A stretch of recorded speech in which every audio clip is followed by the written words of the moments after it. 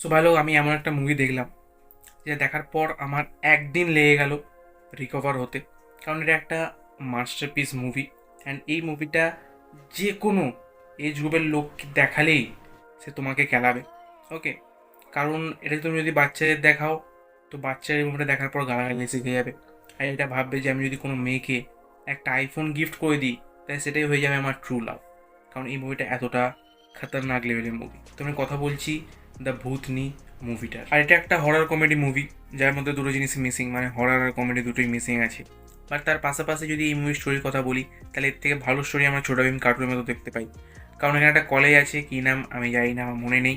আর সেই কলেজের ভেতর একটা প্রথা আছে যে সেখানে একটা ভার্জিন ট্রি আছে। ইয়েস, তুমি ঠিক শুনেছো, ভার্জিন ট্রি। অ্যান্ড প্রথাটা হচ্ছে যারা ভ্যালেন্টাইন ডের দিন সেই ভার্জিন ট্রিটা পুজো করবে তারা পাবে ট্রু লাভ।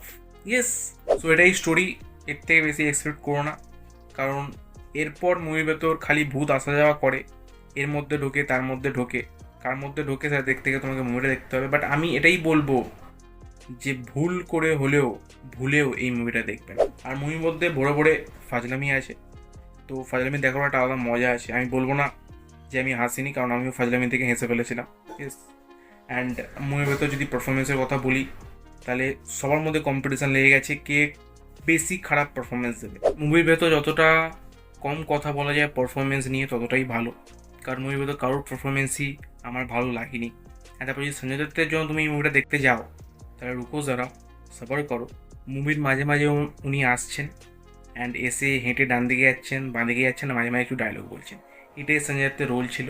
আর মাঝে মাঝে কিছু ভিএফএক্সের ভূতের সাথে লড়াই করছে। Yes, hand to hand combat. মানে বুঝতে পারছো এই মুভির স্ট্যান্ডার্ডটা কোথায়। না এর মতো লজিক আছে, আর নাই এর ভেতর মেকার্সরা মাথা ঘামিয়েছে। তো এই মুভিটাতে যতটা দূরে থাকতে পারো ততটাই ভালো। বাট এই মুভির মধ্যে একটা জিনিস ভালো, কারণ 2025-এ আপাতত যতগুলো মুভি বার হয়েছে সেই সব মুভির ভেতর যদি ঘাটিয়া মুভির লিস্ট বানানো হয় বেছে বেছে, তো এই মুভিটা আরামসে টপ 5-এর ভেতর চলে আসবে। সো আমি এই ভূতনি মুভিটাকে দেবো 5-এর ভেতর 1টা স্টার।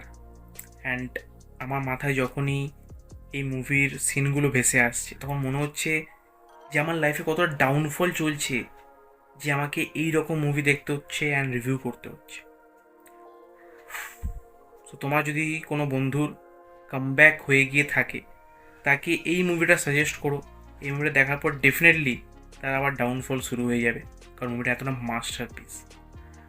বাকি আমি বলিউড থেকে আরও একটা মুভি রিলিজ হয়েছে যেটা এই মুভিটাতে যথেষ্ট ভালো, তো সেই মুভিটা নিয়ে আমি একটা কথা বলেছি। তুমি যাও, গিয়ে আমার সেই ভিডিওটাকে চেক আউট করতে পারো, তোমার সাথে আবার ঠিক সেই ভিডিওতে।